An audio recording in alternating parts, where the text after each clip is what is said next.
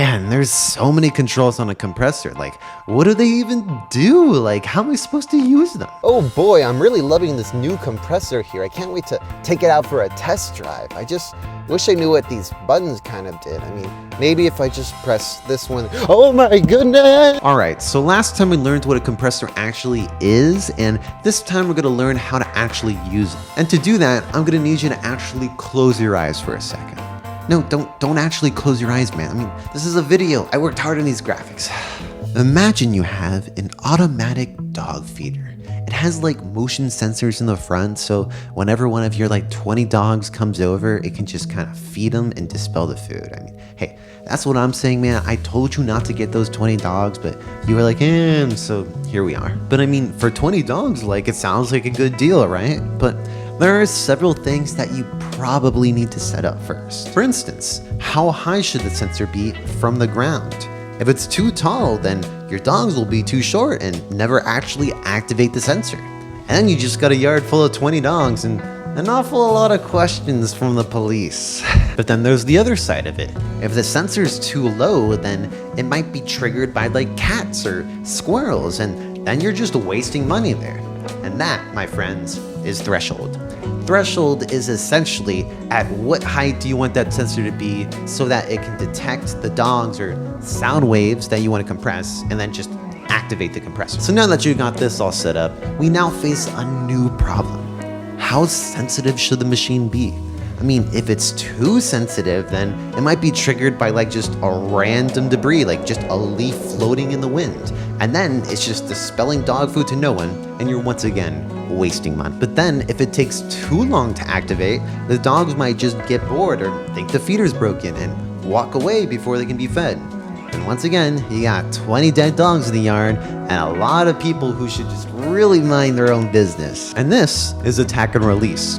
Attack is essentially how long the feeder or compressor takes to respond when activated. I mean, is it immediate?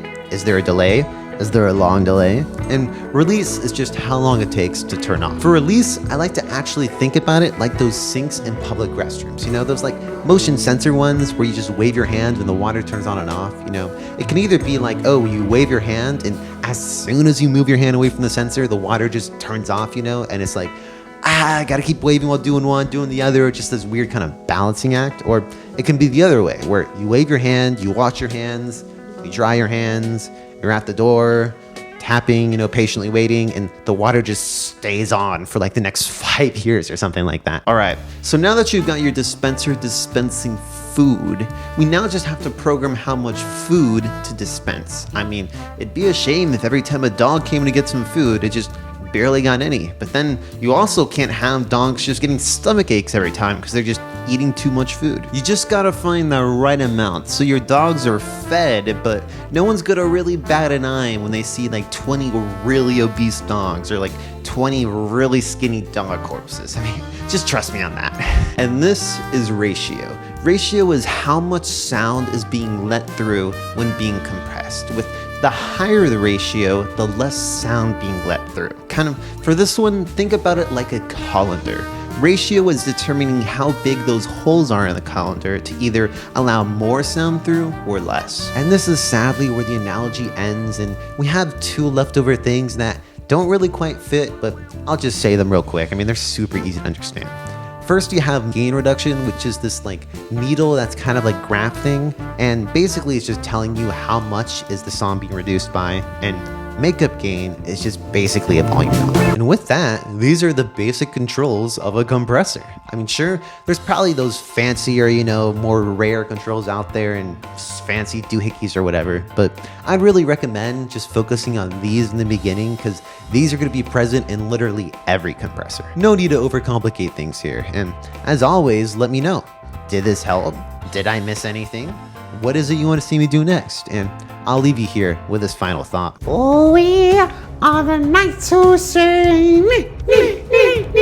No, not the knights who say me. They're one of the most mysterious groups out there. Legend has it, no one really knows what they do, but they sure seem important. Silence! If you would like to pass, you must first face a trial. Oh, great knights of me, what is it that we must face? You must bring me a shrubbery. Are you sure? It kind of feels like we're copying something here. Oh, in that case, you must bring me an explanation for sidechain compression.